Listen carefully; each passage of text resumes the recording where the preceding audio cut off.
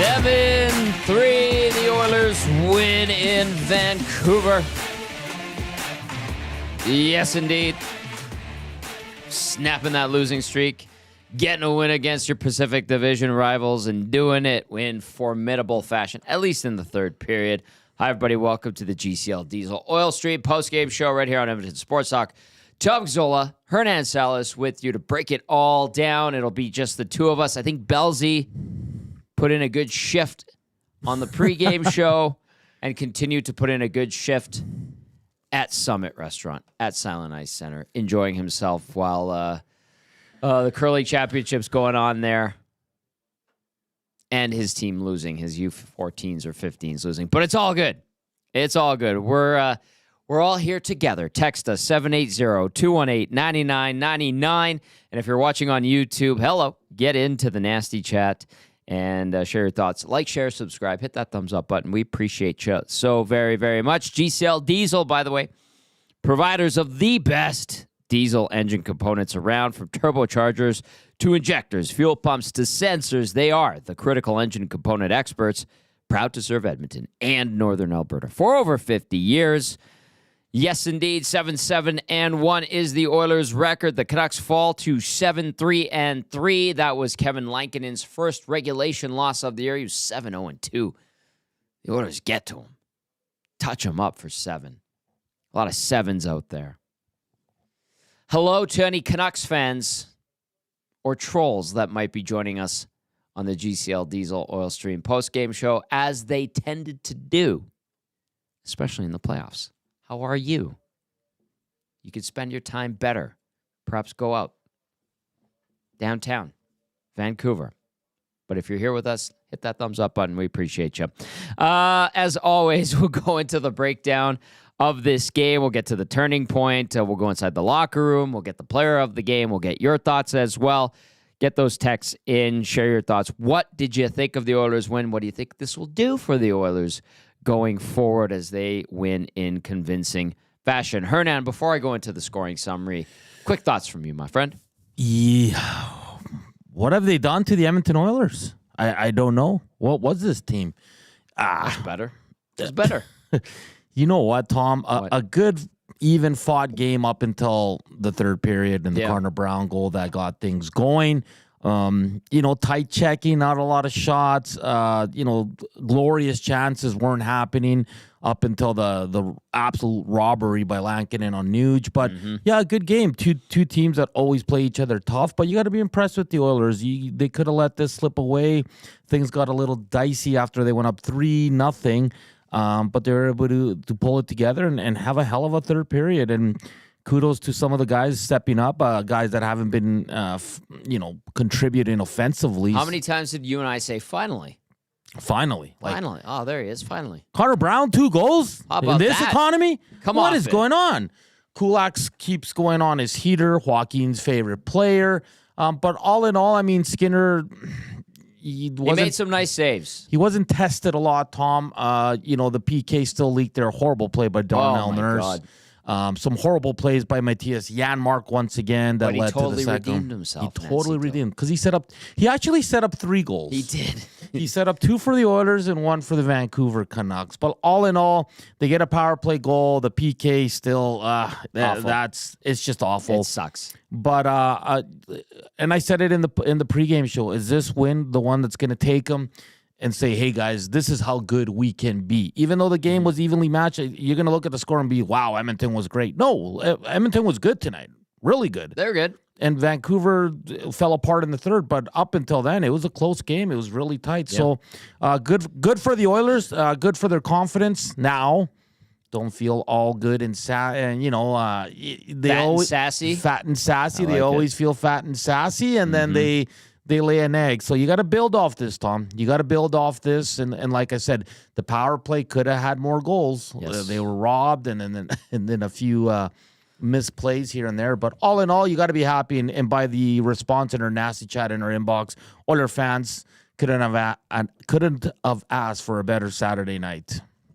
Good. I'm happy Oilers fans get a nice Saturday night. A big 7-3 victory for the Oil over the Vancouver Canucks. The next up on the schedule is the New York Islanders. The Islanders so far this season 6-6-3 through 15 games. All right, let's get into that scoring summary. Like I mentioned, in the first period, Leon Draisaitl gets his 10th at the end of a power play from Hyman and McDavid. Nifty play by Hyman in tight to kind of shovel the puck over. Draisaitl, quick hands, and then he goes over Lankinen to make it 1-0 at 2:48 of the first period. So the Oil get out to another quick start. Somebody mentioned it in the post-game chat. I think the text line maybe. When are the Oilers, or when was the last time the Oilers scored first in a game? And you and I had to go back all of 2 games when they scored 20 seconds in. And then prior to that, it was the game prior against Nashville where they scored 37 seconds in. And then, the next couple, they didn't get the first one. Tonight, they do it in 2:48. It is Draisaitl getting his 10th. After one, it is 1 for the Oilers, 0 for Vancouver. This is where things get interesting. In the middle frame, Corey Perry, his 3rd of the season from Matthias Janmark, and Derek Ryan picking up his first point of the year. That goal coming at 3:30. That goal also a fortuitous bounce, another stanchion play, board play. Ryan picks it up off the weird hop and then finds Janmark. Janmark slides it over to Perry, and it is 2-0 Edmonton. Not long after that, a minute 13 to be exact, Victor Arvidsson scores his 2nd of the season. Finally, Leon Draisaitl with the nice play. Brett Kulak, the secondary assist. 3-zip Oil, and you're going, okay, I think they're in a good spot here. But wait, because a minute 18 later, or no, pardon me, it was just 18 seconds later, it was Elias Pettersson scoring his 3rd goal of the year from Jake DeBrusk. This one on the redirection when the Oilers couldn't clear the puck. They had 2 or 3 attempts at it. I think it was Ekholm, actually, who tried chipping it off the boards and glass off and out, but it didn't work out, and DeBrusk intercepts it. He puts it on net. Pettersson with a nice redirection through the wickets of Stu Skinner to make it 3-1. Then it would be a minute 59 later, Philip Hronek, another terrible giveaway. Matthias Janmark has the puck right beside his own net. Button hooks, looks, tries for the outlet pass. Soft. Danton Heinen intercepts it. He finds Bluger. Bluger to Hronek. He claps one past Stu Skinner. Top cheese to make it 3-2. Chris Knoblauch calls a timeout. Tells the guys to settle down, will ya? And the Oilers managed to get out of that period up a goal. And into the 3rd we go, and this is where the floodgates open. Connor Brown, his 2nd of the season. Goalmouth scramble. Adam Henrique and Matthias Janmark in on it. Give the Oilers a 4-2 lead, 6:10 into the 3rd. You know what, Hernan? Goals from 5 to 2 feet out in the blue paint area, those count too. Nice to see, man. Good nice to see. We haven't seen a lot of that. Yeah. Yeah, but we will see it shortly after, because a minute 16 later, at 7:16, or a minute 6 later at 7:16, Connor McDavid scores on the power play, and they actually got it set up.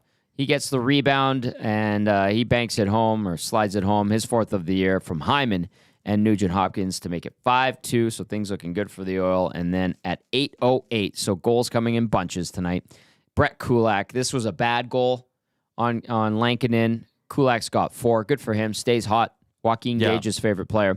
McDavid, the assist. Emerson, his first assist as an Edmonton Oiler, and point. 6-2 at that point. Then Connor Brown at 11:05, 2nd of the night, 3rd of the season from Matthias Janmark. Also a bad goal on Lankinen. Makes it 7-2, and that would be the end of Lankinen's night with 8:55 left to play. Artur Shilovs comes in. Lankinen straight to the locker room, hits the showers, doesn't even go back on the bench. Didn't matter anyway. Pius Suter on the power play. Listen, we can dwell on this one. I'm gonna add this. The Oilers' PK is awful. I said it sucks about 10 times last post-game show, and it sucked on this PK again. I don't know what Darnell Nurse was doing. Lightly slap. This is what he did. He lightly slapped the puck right to Elias Pettersson. Literally. I know for those that are just listening and not watching, I am daintily flicking my right wrist towards the slot. Just don't watch it. Don't watch it. Just go with what Tommy's saying, and just let's forget about it. Right? And Skinner looked a little frustrated. Quinn Hughes to Pettersson. Pettersson to Suter. Give him a power play goal. Pius is Suter's 5th. What did you say about Skinner? He looked a little frustrated after I that would goal. be too, because that was terrible. Well, what are you doing? Get it out of there. Get that junk out of there. 19:06, time of the goal. 7-3 is your final. Stats for tonight. Shots on net. Edmonton 31. Vancouver 20. Faceoffs. Canucks win that battle on the dot. 53.3% to 46.7%. Oilers power play. Much better. 33.3% going 1 for 3. The PK. I'm just going to do that. 1 for 2. Hits, 34 for the Canucks, 10 for the Oilers. I had someone, a guy texted me, and he's like, is it a bit concerning how lopsided the hits are? Yes, and even in the second period, it seemed like the Oilers were getting pushed around a bit. I also factor in, it is subjective, rink to rink, game officials to game officials, that can favor the home team. But yeah, I mean, I think it is indicative of the Oilers not necessarily being a overwhelmingly physical group. Yeah. Block shots, 11 for the Canucks, 8 for the Oilers. Giveaways, 19 for Edmonton, 13 for Vancouver. How many icings in that second period for the Oilers? It was terrible. I think it was almost 4 in a row at one point where we just looked at each other and said, listen, they won 7-3. They played one of their better games against a very good team. Yes. But until this team can move the puck from their back end, it's going to be a struggle, Tom, because it's simple plays, man. Like, there was one instance there in the second, Kulak has the puck twice on his stick and can't make a play. Yeah. And it's not like the guys are all over him. It's just simple stuff. But nonetheless, they won, and they won convincingly. Tight checking, first 2 periods, and then they managed to hold the fort, win it. Takeaways at the end of the night, 4 for the Canucks, 3 officially for the Oilers. The numbers that matter are 7 beside Edmonton and 3 beside Vancouver. Get your thoughts in, 780-218-9999. It's the GCL Diesel Oil Stream post-game show. Edmonton picking up its 7th victory of the season. And would you look at the standings today after that win? They slide into the second wildcard spot. Take a deep breath, Oil Country. It's going to be okay. It's going to be okay. It's going to be okay. If you're watching on YouTube, get into the nasty chat as well. We are going to go into the turning point of the game, get that taken care of, that little bit of business, because I think it's crucial going forward with this conversation and going into comments and critiques and concerns and positive input from our lovely listeners and viewers. The turning point of the game, presented as always by Advantage Sports Medicine and Physiotherapy. At Advantage Sports Medicine and Physiotherapy, we treat you like the pros. Our multidisciplinary team includes sports medicine physicians, along with highly skilled physiotherapists, strength and conditioning coaches, and massage therapists. And whether you're recovering from an injury or looking to enhance performance, we treat you like a pro using the same locker room approach trusted by the best in the game. Hernan, this is going to be a different one tonight for the turning point of the game, brought to you by Advantage Sports Medicine and Physiotherapy. It was looking a little bit dicey in that second period when the Canucks struck twice in a minute and 59 seconds. It was Pettersson getting his third, then Hronek getting his first, and the timeout that Chris Knoblauch called to settle his guys down, I think, was the turning point of the game, because it seemed to have worked. They managed to hold the fort the rest of the way, maintain the lead going into the third, and then absolutely took over and buried 4 past Kevin Lankinen in that third period. So tonight's Advantage Sports Medicine and Physiotherapy turning point of the game is Chris Knoblauch calling the timeout after the Philip Hronek goal at the 7-minute mark of the second period, and made sure his guys got the message loud and clear, calmed them down, let them take a breath, kill the momentum, and that actually worked. So well done, Chris Knoblauch, getting the honors for the turning point of the game. Nancito. Yeah, no, it's a good one. And, the previous coach, I know fans would get frustrated because timeouts weren't used very often, but you nailed it. It was a key moment in the game. Vancouver kept coming, because after that first goal, they came in like stretches, right? Like they were coming shift after shift, and the Oilers, I wouldn't say they were hanging on, but the tide had feel it. Yeah, the tide had turned to the Vancouver Canucks, so it was a good, well-timed timeout. That's when you need to do it. Hey guys, we've been here before a lot. blowing 2, 3, 4 goal leads. So let's calm down. Let's get to work. And like I said, Connor Brown finds a greasy goal to give him that insurance marker, which was key. And yeah, look at the goals the Oilers scored tonight, all around the blue paint. And that's where you have to go. I know Cassis has brought it up. Joaquin has brought it up. Sean Bell has brought it up. Like, get greasy, and that's exactly what they did. Yeah. It probably could have been a lot worse, too, if Lankinen doesn't make some killer saves. Like, he made the one on Nuge, and then he made one on Derek Ryan in all alone. But all in all, I think the Oilers played well. They didn't give up a lot of shots. I got to read this one on the Nasty Chef from DBZ Gang. Oilers should have borrowed Desharnais for the PK tonight. Do you think he would have done this? I don't know. In the slot?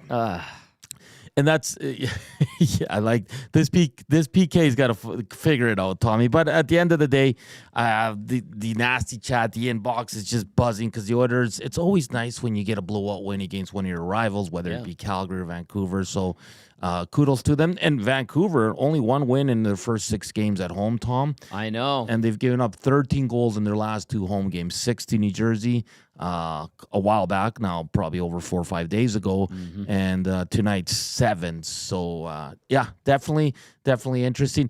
You know what was funny, Tom? The penalty on McDavid to start, to start the third? And then we looked at Rick Tocchet, and he was pretty upset because he was telling the ref it was the same play. Same trip, from Nuge on Quinn Hughes just to end the second period around there, right? So, interesting that the Oilers did get some calls tonight. They go 1 for 3 on the power play. That's nice. 1 for 2 on the PK. Not nice.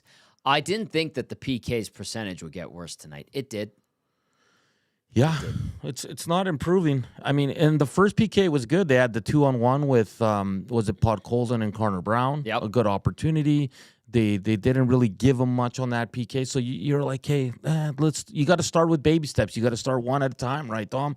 You're not going to fix this in one game. But then you see that last one, and again, Tom, it's just boneheaded plays. Like, that's a bonehead play. I'm sorry, it is, man. Like, Darnell Nurse cannot be making those kind of plays. And yes, it's 7-2, and yes, maybe he took a risk, but man alive. Well, Janmark's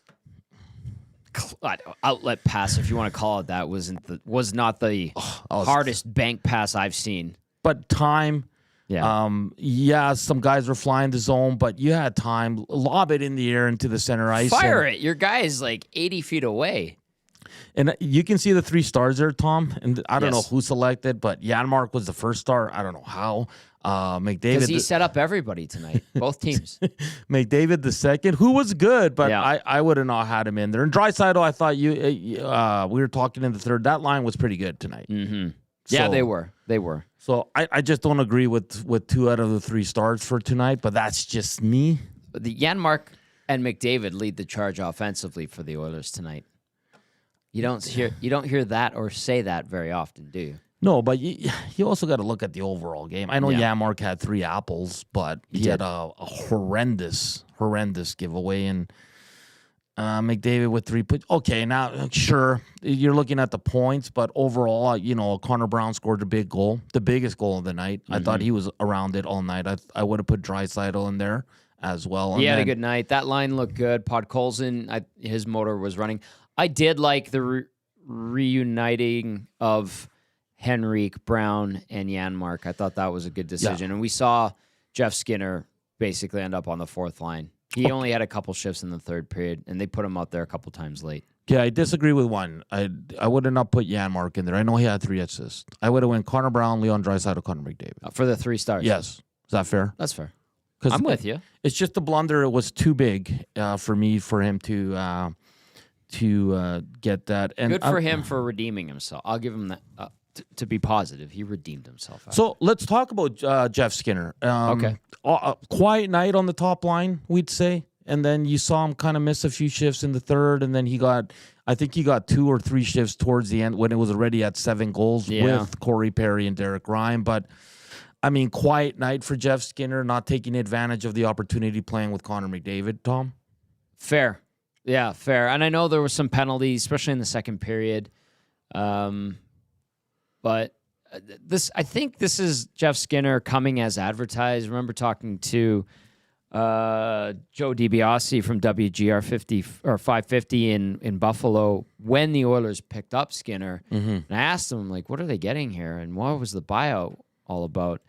And why did that happen? And he goes, well, you'll get pure finish and offense from Skinner, but when he's not doing that, he isn't doing anything else. Yeah. Don't expect defense. Don't expect him to be the guy creating the offense. He'll finish the offense. Yeah. And I think that is kind of what we saw. And maybe when the game got a bit physical, they got away from Skinner a little bit, and they wanted to go a little heavier. So that might have led to him playing diminished minutes tonight.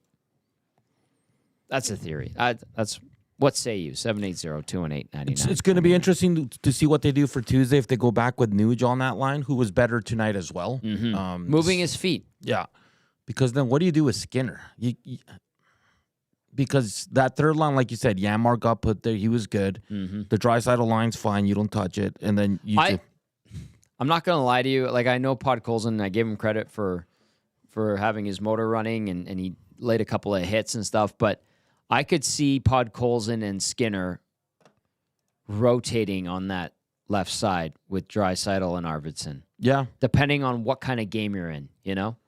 I mean, listen, Podkolzin, sure, he does something. He forechecks well. He's physical, Tom.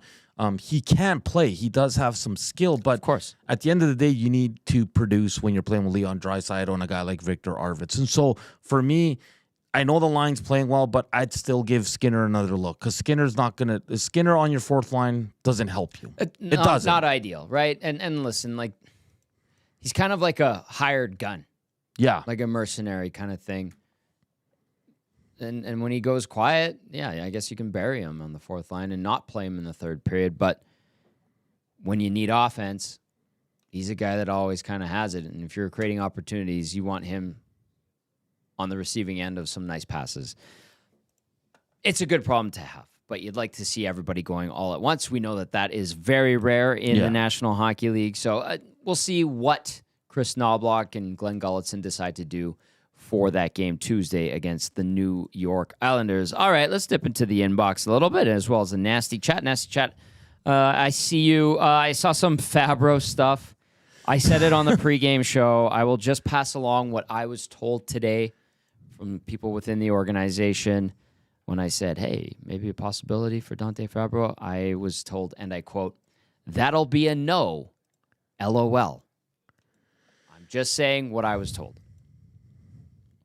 We'll leave it at that. Unless you want to add something to it, Hernan. No, I just saw reports from one of the insiders on Twitter when we were watching the game that they're saying that, and this is not 100% guaranteed, but they're saying that it's most likely he's going to clear just because of the money he makes. Right, and we talked about that on the pregame show as well. I think it was OP, Original Puzar, was like, well, they could make the money work. They would have to LTIR Kane, and it's like, yes, and that's what I said. They'd have to do some shuffling around. Anyway, I was told no with an LOL in there today. So there you go. We could put that to rest. Yes, please. If they do pick them up tomorrow, I'll just be like, well, what happened? Anyway, don't expect that to happen. Rip City Step gets us started when we go into the inbox, 780-218-9999. Rip City Step says, never doubted him. Probably has a cigar in hand and a fresh 6 o'clocker lager in the other. Thank you, Rip City Step. EA, hello, EA. Good to hear from you. Is this game the Washington game from last season? Nanso, you were talking about this earlier today. Potentially, because that was your question of the night, right? Mm-hmm. Yeah, like is this the game that's gonna kind of propel the Oilers into being the team we all thought they were?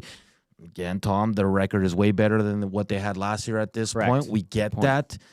They've played a lot better hockey than they did last year at this point. But is this the game that's going to finally, they're going to realize that, okay, guys, together. Yeah, we're good when we're focused on the details, when we're all playing as one, when there's communication. Yes, we got to fix a lot of things still, but, you know, we know we can beat a team like Vancouver 7-3. Come on, boys, let's pick it up. So you can't go into Tuesday now and lay an egg, right? Like, you have to build off this. So I hope it does, because a lot of the fans that were tuning in on the pregame show said, yes, I think if the Oilers come in here and give them a good whoop, and I don't think anyone expected 7-3, but good on them. it could be the Washington game from last year. That's a great point by who said that at EA. That was a whooping. Let's go to Eden now, texting in. Says, evening, boys. Great win tonight. Good performances by both Kulak and Nurse. What is up with Nuge, though? Third line improved after he got moved off of it. You mentioned it, Hernan. You thought Nuge was better. I thought he was moving his feet better. It feels like he has become the target, regardless of good or bad performance. He's kind of, in the crosshairs of some fans, regardless of if he's good or not. I thought tonight was one of his better performances. Would have been nice if he buried that great opportunity. That shot, too, that Lankinen saved, from the angles I saw, I thought it might have even gotten off the post and come out if Lankinen didn't get a piece of it. Yeah. So, maybe that's indicative of where Nugent Hopkins is at offensively, but I thought there were worse forwards tonight. I thought Nugent Hopkins had some good looks, and when he did look good is when he was moving his feet. So third line improved after he got moved off of it. Well, when they reunited Janmark, Henrique, and Brown, they got back to being gritty. They scored a couple of greasy goals. You like to see that from the third line, and Henrique picking up his first assist of the season. Brown doubling his goal total. That's good. And then Janmark getting in on 3 Oilers goals and 1 Canuck goal. I think it's fair, though, for the fans that are criticizing Nuge to say he could be better. And I think that's completely I don't fair. disagree with that at all. I think he was... I'm with them on that. I think he was better tonight, and that third line maybe worked better with Janmark, but also the first line got a little bit of bump when they made the switch with Nuge and Skinner. So I think eventually Nuge will find his game. I think the PK, he's a big part of that, and I think it's a bit of a downer for everybody that they can't get kills right now. But Nuge is a veteran guy, Tom, that I know he's sort of a whipping boy. He has become... Yeah. You read the comments game in, game out, and he's come into the crosshairs of a lot of Oiler fans. I think people need to understand that, yes, he had 100-point season, but that's not who he is. Like, he's he did a it 60, 70-point guy, 80, maybe one more year. Yeah, his career. I don't know. And he's not It's not going to be this year, though. He's not like this great offensive guy either. He's a two-way guy, kind of does it all, jack of all trades. But you got to put that 100-point season. It was great, good on him. He'll always have that for the rest of his life. It's a great feat, but he's not that guy. And I think we have to stop thinking that he's a 100-point player because he's not, Tom. That's just the reality of it. Fair point. All right, let's move on to Mike in Thunder Bay. What's up, Mike? Says, I got a little nervous in the second, but Oilers came to life in the third, their highest scoring game of the season. Feels good to do it against the Canucks. I'm going to enjoy the win and not focus on the fact that PK let in yet another goal. Okay, Mike, that's good. Cool. If you're listening, I did the Darnell Nurse swat at the puck with the dainty wrist again. I'm sorry. I just can't help myself. Liquid Beaver texting in says, who knew putting pucks on net and getting guys in front would result in goals? Excellent strategy, Tom. Hey, all right. Liquid Beaver, touche, well said. Let's go to Shaggy in St. Albert. I like the breakdown. Shaggy says, first 2 periods felt like most of the season. Have a 3-0 lead. Almost blow it. Can't finish on some great chances. Was thinking they were going to get a penalty and give up the power play goal and find a way to lose 4-3 or 5-3 without getting the loser point. They get 4-2 on nice scramble in third, and it opened the floodgates, in parentheses, hopefully for the season. Timeout by Knoblauch after the 3-2 goal is how a timeout should be used. Goals by both the team leaders and depth players. Special teams was actually special for the Oilers. PK got slightly better, 2 for 3. Gave up that one, though. Well, it has it. I was 1 for 2 officially. Had it on the game stats. What are we talking about here? No, yeah. PK was 1 for 2 tonight. 1 for 2, yeah. Yeah. I'm looking at it here. I'm like, did they change it? No, 1 for 2. Hey, Tom, you know what I've just thought of? What? JT Miller didn't make an impact tonight. You didn't even recognize. No, he usually does. Yeah, he had one good look in the first period there in the slot, but after that, like, he's usually all around it, man, and getting in the Oilers' faces and I thought the Oilers did a good job. I mean, Pettersson played well tonight. He was good for them. But JT Miller was kind of MIA for most of the night, which surprises me because he always shows up in these games. Yeah, he usually does. This is his type of game, kind of grind it out, get in your face. Physical part of it in the second period, the Canucks laid the body. I think that's something JT Miller can easily handle. And you're right, that was one of his quieter games, and he's a very important player on that team. I like JT Miller. I think like if I was building a team, I would like to have a JT Miller on my team. He's an a-hole on the ice, probably a bit of a jerk off the ice, but he's super skilled, and you like having him on your team rather than having to play against them. So maybe they caught him on a night where he was disengaged, or maybe the Oilers were able to shut him down. Good. So be it. They get to face him and the Canucks 2 more times this season. But, yeah, good point. JT Miller, quiet night. Let's go to Troll. Troll texting in says, never fails. The games I miss, the Oilers kick ass. Suck it, Vancouver. I grew up in BC. Canucks don't really have fans, just different degrees of bandwagon jumpers.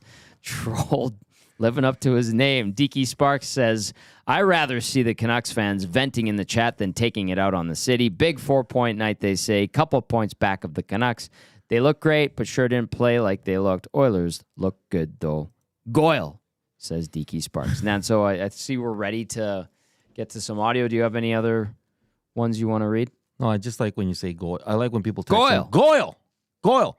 Hey, Victor Arvidsson's goal was a beauty. Nice. Corey Perry's goal, really nice. Like the Oilers scored some nice ones. I know in the third you said the Kulak one. That was a bad goal. 100 and was Connor Brown's second one? Yeah, I think, a bad goal. Yeah, Lankinen would want those back, but he's been really good. And the Oilers hand him his first loss as well on the season. Tom, we have Connor McDavid, Connor Brown, and Coach K. So you tell me where you want to go. Let's go to Connor Brown. He had a great night tonight, scoring a couple of goals. Let's hear from the Oilers' 2-goal man. All right, here's Connor Brown following. Here he is. Connor Brown following his 2-goal performance in Vancouver. 7th victory. Can you maybe just take us through the collective effort it took to take on a Canucks squad that was rolling? Well, coming out into that game, it was a really tight checking game. That first period, there's no space out there, and we checked and did our thing, and bent a little in the second, but really proud of the way this group handled that third period, and we went out there confidently and got the job done. How about for you personally? What went right for you to chip in with 2 big ones? Well, I think I've been getting lots of scoring chances, in and around the net, night in, night out. So it's nice to see a few fall. Other than maybe that little lull in the second period, you feel like that was maybe the most complete game you guys have played all year?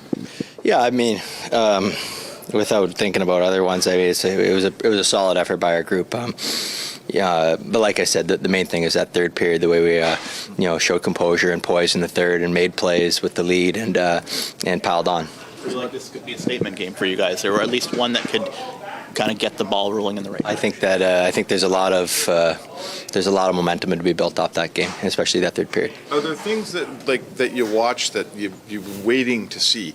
Depth scoring from you guys. A 4-2 power play, boom, it's 5-2. That's the Oilers team we've watched for a long time that we haven't necessarily seen all the time this year. Yeah, well, it's early, right? It's this group I think is just starting to gel, and a lot of new faces, and it's just about kind of finding that identity. And I think the way we were making plays and holding on to the lead, I think that's a huge step in the right direction. Is doing it against this Vancouver team, one that you struggled against in the regular season, and you had a really good playoff series against, kind of mean a little bit more. Yeah, it's good because it's Vancouver, but also just they're a great team, and they check hard, they check really well. A lot of world-class players over there. So obviously you want to bring those types of hockey games against the best. And what goes through your head when you hear the "Let's Go Oilers" chant from the crowd? Well, it's good. I mean, the Oilers faithful they travel well, and the best fans in the league. So it's nice to see them in enemy territory here, because they can be pretty hostile in here sometimes. Yeah, they travel well, those Oilers fans, and a lot of them in Vancouver. Some of my friends I noticed on Instagram were at the game, and the chant "Let's Go Oilers" when most of the Canucks fans had departed Rogers Arena. It's kind of funny to hear. Connor Brown, couple goals there. And pretty upbeat after that one. Good for him. Good for that third line with Janmark and Henrique getting a couple of goals. That's a positive for the Oilers. And then I want to get to this one from Tango. Says, yes, Connor Brown, 2 goals for my birthday. Happy birthday, Tango. Tango. It's your birthday. Did you dance a tango for your birthday? Happy birthday, Tango. Hopefully you've got a libation in hand and are enjoying a nice Saturday night tango. And then Ken Bauer.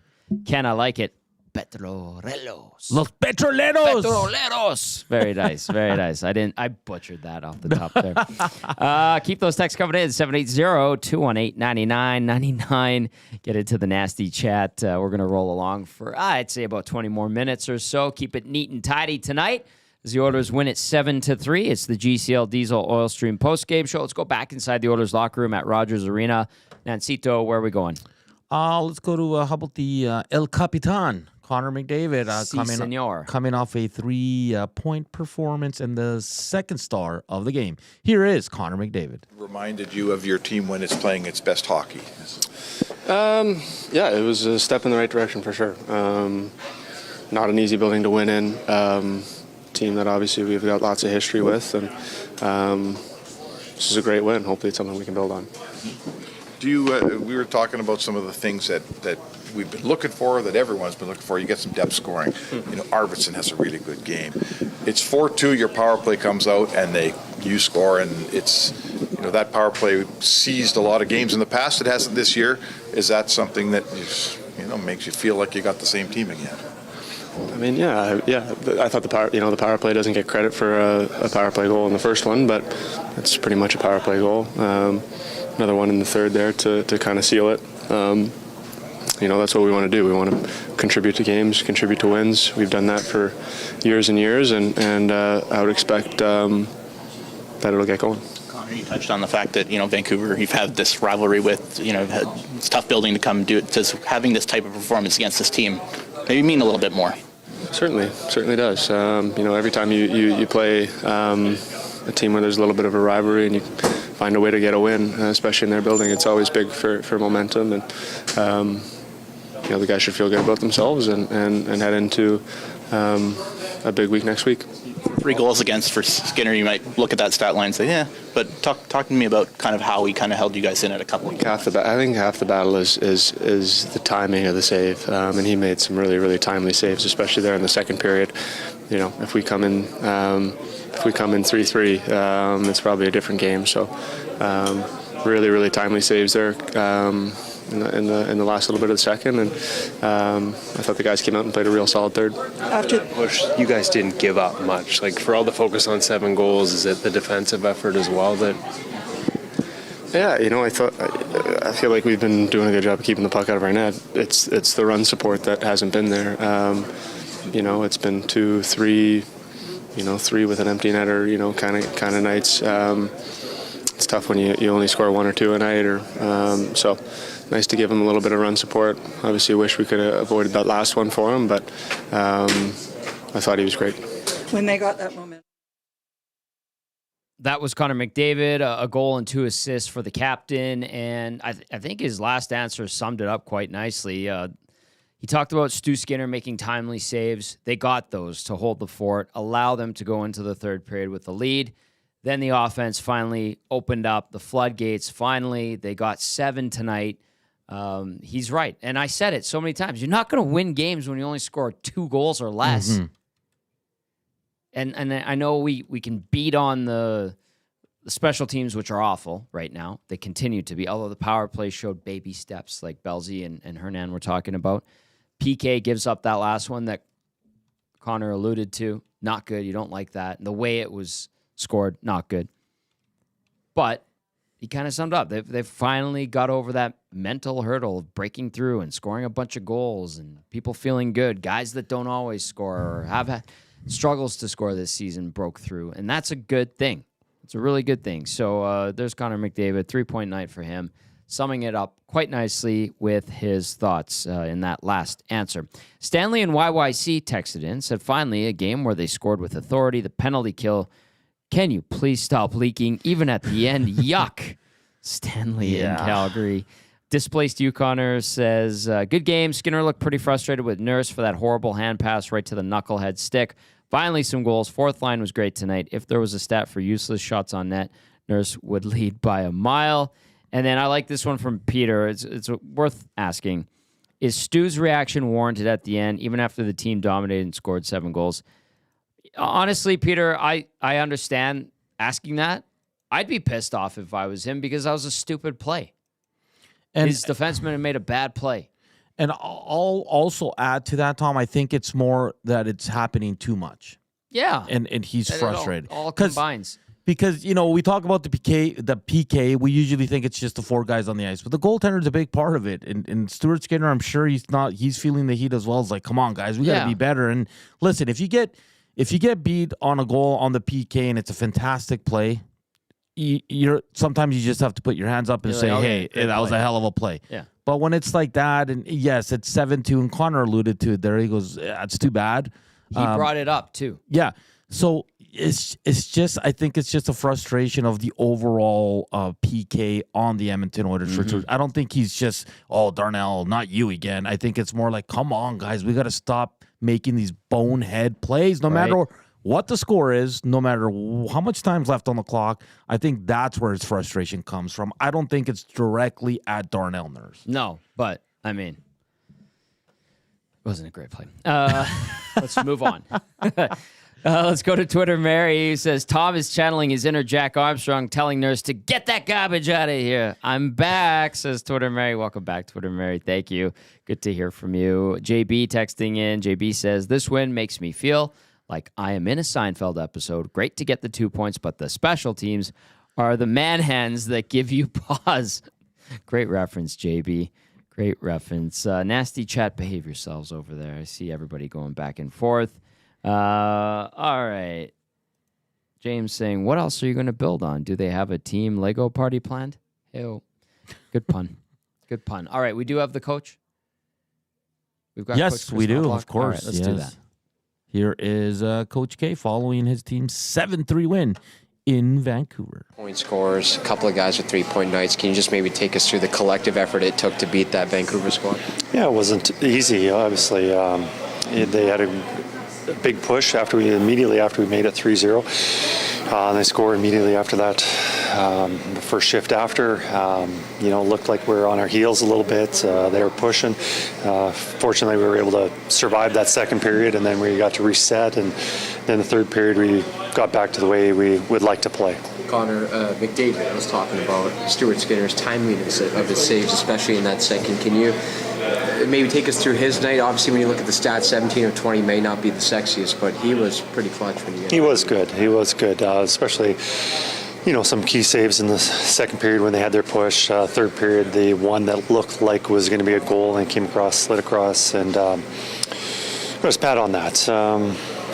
Sometimes you look at the stats and sometimes they can be misleading. Sometimes a goal scorer can get a few goals and have a terrible game. Goalie sometimes might get a shutout and might be an easy night, but tonight you look at the stats and 3 goals wasn't that good, but he made a lot of key saves. Maybe take us through that timeout, the importance of that timeout, making sure your group was recalibrated when it needed to be. Yeah, it's tough to decide when to use it, but a next whistle, there's going to be a 2-minute timeout, so we're not sure if you want to salvage that timeout because you might need it later, but I think the way things have been going, we just need to reset, refocus, just have a little message for the players and get back to work.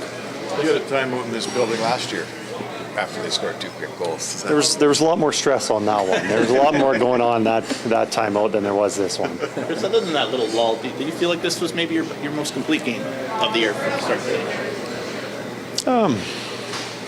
I don't know. When you get timely goals,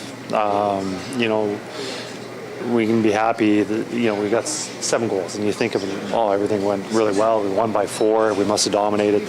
I don't see it that way. It's just tonight we were able to execute around the net, score some goals.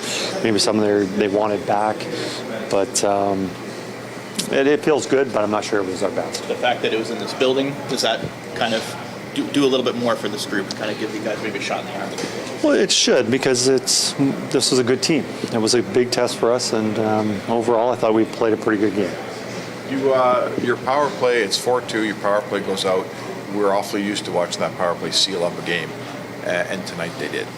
That's got to be positive. Glenn and I were talking on the bench about this was the time we needed a goal. If we can score here, we feel the game is sealed. And they came out and executed right away with that goal. And almost their second power play goal tonight. The first one at the end, their guy coming out of the box isn't really involved in the play. But our power play was looking good tonight. Had some empty net looks that their goalie came with some big saves. But when we needed it most in the third period, they came out. I'm not sure if either of Connor Brown's goals are going to end up on highlight reels, but he was around it, and that line was too with Janmark. They have. Yeah. Brownie's been playing really well, and he's been simplifying his game, and he's been shooting, and a lot more shots from the perimeter. And not necessarily those shots like tonight go in very often, but it forces the goalie to make a save. But it also creates a little chaos, a rebound chance, something like that. And he's been doing the last week or so, which he's been playing pretty good hockey. Do you think it gives your group a boost to hear those loud "Let's Go Oilers" chants through the game? Well, anytime we're on the road and you hear cheers for you, it's encouraging. Not only do we have outstanding support at home, but when we go on the road, it's nice to know that we got fans around the league. All right, that was Chris Knoblauch talking about his team's win. A lot to like about the victory, giving props to the power play. Rightly so. It did get one officially, and then the one with the player coming back onto the ice when Leon Draisaitl scored just after it had expired. That a lot of good stuff there, and rightly so. The Oilers with the 7-3 win tonight. Okay, we're going to get to more texts. Keep those coming in if you're listening or watching. 780-218-9999. We have about 10 more minutes left to go on the GCL Diesel Oil Stream postgame show. Gazzola and Salas with you. But now we get to the Damon Bunting RE/MAX Elite Player of the Game. Brought to you by Damon Bunting, who's a consistent top-producing realtor in Greater Edmonton and among Western Canadian RE/MAX realtors. He and his team would love to help you find that right home or make the move from your current home. Check him out, DamonBunting.com. Or visit his Instagram at Damon Bunting Real Estate. Damon was texting Dusty and I yesterday. He's got some ideas. He's cooking up some ideas. We might be collaborating with him on something fun. We'll have to hammer out some details on that. But check him out if you're looking to buy or sell a home. Hernan Salas, I pass it off to you. Yeah, I know Janmark, McDavid, and Draisaitl were selected in Vancouver. No issues with any of those, maybe Janmark. But I'm going to go with a guy that wasn't there, Tom, and Connor Brown. All right. I thought he was around it all night. The effort was there. He was hustling, and he scored the biggest goal of the night. It gave him the 4-2 lead, some insurance, a greasy goal. He played 15 minutes. He had 5 shots on net, a +2, and 2 big goals. And the biggest one, because that 3-2, you just don't know, right? Vancouver was going to bring it, and you just never knew. So when he scores that goal, you can breathe a little easier on that bench, and then you saw the floodgates open there. So the Damon Bunting Player of the Game for Hernan is Connor Brown with his 2-goal performance. Well done, sir. James in the nasty chat says, that was one thing I did like, was the Oilers did look to take it to the blue paint more than they have in the past. Some quality second chances generated. And Nanso, I think that led to Connor Brown's Damon Bunting RE/MAX Elite Player of the Game. Simple 101, also adding third and fourth line. Did well. Yeah, they did. Really, really well. Corey Perry chipping in again. Yep. I think he's been good all year. I like this one in the inbox. Hernan bringing the negativity, even in a blowout against Vancouver. Listen, I said Janmark had a horrible giveaway that led to a goal, and Darnell Nurse as well. That's not being negative. That's talking about the game, the good and the bad. Yeah. And then I also said, you look at the score, and you're going to be like, wow, the Oilers were awesome. And I thought they were really good. Mm-hmm. But even Coach Knoblauch said, I don't think that was our best game. Yes, he was asked about that. Was that your most complete game? No. I think they've had better games than this one tonight. That's all I'm saying. I'm not saying they played bad or they were terrible. I thought they were really good, but I don't agree that this was their best game despite scoring 7 goals. It might be one of their most satisfying wins of the season. Maybe the most satisfying win of the season. That's different than their best win of the season or most complete win of the season. And there was so much more good than bad, Tom. Yeah. So much more good than bad in this game for the Edmonton Oilers. And it's going to be intriguing to see what he does with Jeff Skinner. I mean, for me, I know people are going to be like, Hernan, that second line's good. Yes, I know. But Podkolzin just doesn't do it for me in the top 6. I don't think Podkolzin I think he's moonlighting in the top 6 right now. And listen, he had a good week last week. He really did. And then he did some good things today. Not so much with the puck, but, the motor was running. He was forechecking hard. He's one of the few guys on the Oilers who can be physical or will assert his physical prowess on the opposition, unlike many others on his team. A lot of smaller players on the Oilers. And that's good. And that's why I said, maybe there's a rotation between him and Skinner, depending on what you need, depending on who the opponent is, depending what that line matchup is. I think we have seen this coaching staff, obviously, with Chris Knoblauch being nimble when it comes to switching up lines on the fly, moving players in and out, depending on the situation in game. I wouldn't be surprised if we saw a scenario like that. Now, is it going to happen? Maybe. Yeah. Could it happen? Sure. I'm also intrigued. Nurse again leads the all defensemen in ice time. He's getting a bump. He had some moments tonight where it was like, yeah, especially the PK goal. But careful, get that garbage out. You don't want to say that. But I think he has actually put together a pretty decent first 15 games of the season. He has, and the other guy that's getting a big bump in minutes is Brad Kulak. And I think it's good. He scored his 4th goal of the season. Yes, he's been excellent. He also had some moments in tonight's game, and I think with this decor, you're always going to go through that. There's going to be good. There's going to be a little bit of bad. And I thought Ty Emberson, this was one of his better games that I've watched him play, Tom. I thought he was a calm. He handled the pressure well. He moved the puck well. So for me, Ty Emberson, who was the lowest in ice time at 15. Did get a point. Yeah, his first point as an Oiler, I think. That's right. And I thought it was one of his better games for sure. There's some positivity for you. There's positivity, yeah. No, it's 15-14 for Ty Emberson, plus one assist. And he had a giveaway and a takeaway tonight. He's a guy, and a lot of people have said it, just give him time. It's not going to be like that. Yeah. Snap of the fingers, and he's going to all of a sudden be your fourth line or fourth D-man. He's played, 42 NHL games now, I think, under his belt. So it's going to take some time, man. Tom, I'm going to ask 43, sorry. This one's coming in on the nasty chat from simple_101. Connor Brown on the second line. Does he get a look? Why? Why do you want that? When he looked good on that line with Henrique and Janmark. That's what I would like. Why do you have to move him up? The hot hand, maybe? But that line's the hot hand. Yeah, Is that's it fair. not? Yeah. But I understand the rationale, but you don't always have to promote and demote, right? Like if these guys are going, they work well together. We saw them in the playoffs. Tonight they showed us glimpses of what they did in the playoffs together, and it's like, well, let them be. Don't take him out of his element to bump him where he might not have the same success. Yeah, right? No, that's simple 101. Good question, but that's my kind of response to that. Like, let him do that with that line, play to their strengths. So I think that's likely the way it goes. But we've seen this forward unit get jumbled up very quickly, like I said about a minute ago, by Glenn Gulutzan and Chris Knoblauch. James says, maybe the coaching staff just challenged Kulak to step up because no one else was. Well, I think in part, I get what you're saying, James. But yeah, I think the coaches realize that they have to elevate their third pairing left shot defenseman because he's a veteran. He plays really well. He skates well. He can move the puck. He defends well. Reliable.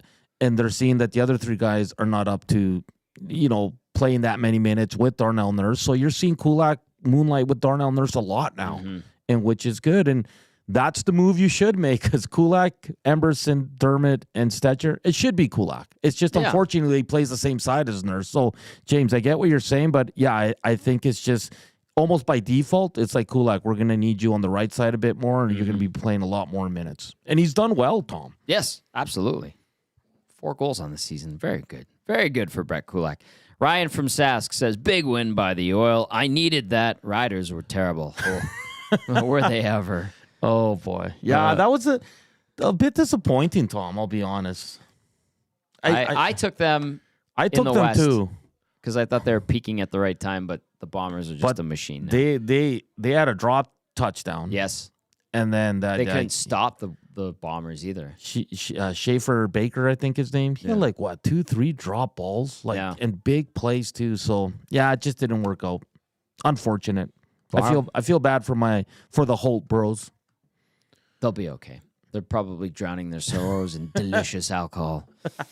Be safe out there if you're having any libations. Library Pat texting in says, when the 7th goal went in, I was thinking, all gas, no brakes. And then the PK does their thing again. Just a hint of sour taste that they couldn't take care of that. Ultimately, though, they got the win in convincing fashion. Nice to see. Library Pat. Good to hear from you, Library Pat. Let's go to Conroe, Texas. Conroe, Texas knew Oilers' power play was going to have a good night when Nuge put his head down and retrieved a loose puck early in the first power play. Connor's best. He has that I'm going on a streak look. Yeah. Puck retrievals were part of the issue, as Connor McDavid mentioned, going into the last game with the man advantage. And that's a nice notice and pick up by Conroe, Texas. Let's go to Hampton. Steve said, I never understood the Jeff Skinner signing, given his lack of defense size and having never played in the Western Conference. For his money, they could have kept Holloway and signed one more bottom six skater. That last sentence, Hampton, Steve, fair, yes, they could have, but I think that's a bit of revisionist history because they assumed that Holloway wasn't going to sign an offer sheet and that they would get him locked up for like $1.2 million or something like that. But Holloway took a risk. Mm-hmm. Got some advice, thought for sure the Oilers would match, and they called the bluff. Skinner is a hired gun. And you know what? I think there's going to be moments this season where Skinner comes up with big plays. I think of that goal against Calgary. That was a really nice goal where you're like, damn, that was good. Man, he's playing well. And then there's going to be nights like tonight where he's benched for chunks of the game, and you're like, what's he doing out there? And because you talked to a guy in Buffalo, and he said, yeah, that's what he is. And when this team was playing poorly to start the season, he was one of their better forwards. So I think Tom, you're right in saying that this guy's going to be good for stretches, and he's going to have games like this where he, might see 8 to 12 minutes a night and land on the fourth line. Right. Yeah. Could happen. Will happen. Rob from the Grove says, Tom, big question is, has the timeout replaced the Rouge as the biggest play in sports today? Stop it, Rob. Yes, that was the turning point of the game, but the Rouge can take a hike for all I care. Love the Rouge. I love CFL. Rouge, I love Canadian football. Rouge. I just think it would be better served without the Rouge. Hey, and great to see our fearless leader calling the game, sounding great. Hopefully he's feeling a lot better, and hopefully we see him here on Tuesday, the big guy. I think he's going to be all right. Talk to him a little bit this week. Dusty on the call in Winnipeg, and the fact that he was able to travel out there sounded pretty good. Voice was holding up. Hopefully he's getting some rest. I know he's got some medicine that is helping him heal up, so he's got a few more days here with the long weekend, and by Tuesday, the big man should be back in the saddle with LTE and Trev. So, hey, that's another positive tonight. Let's go to this text. Says, the second goal was atrocious. Vancouver beat us at our own game of playing bad at home in the home zone. No name on that one. Taco texting in says, boys, who was that team tonight? Was it actually the Oilers? They actually went to the net. It was amazing. Let's hope they can build on this one. Taco, well said, sir. And then one more text. If you want to text us, we have about a minute left. 780-218-9999. This one says, I know this ain't the lock shop, but my goodness, are the Oilers frustrating when it comes to betting. You expect them to play well, and they don't. You then expect them to play bad, and they play unreal. Stay away from the Oilers. Don't bet with your heart. Don't bet with your heart. They are one of those frustrating teams. And I joke and jest when I say it, but it's always like, why can't Oilers fans just have nice things? Yeah. Give them one really solid season. Why can't they be 15-1? Right, Tom? Well, sure. How about like 10-4-1 or something? Sure. That'd be lovely. I'm going to go all the way 15-1. You're selfish. You want to see a Winnipeg Jets result. Yeah. Matt Hyman says Dusty's partying in Winnipeg. Well, if he's with us, look out. Tango the Rouge is not amazing, and the Bombers did win. Yes. Go Bombers. All right. Tyler in Terwilliger says, hello, handsome gents. What a result. Tuned in from YYC this eve. Always a pleasure. Cheers all. Let's go Oilers. Tyler and Terwilliger all the way in Calgary. We give you the last word. Thank you so much hopping into the Nasty Chat. That's going to do it for the GCL Diesel Oil Stream postgame show. The Oilers big winners over the Vancouver Canucks 7-3. These two teams will lock horns 2 more times this season. Nanso, what do you got for us? Nothing. Good win. Enjoy your Saturday night. We're back Tuesday with a full day of shows, Tom, and the Oilers return on Tuesday as well. But thank you for tuning in, Nasties. We'll see you Tuesday.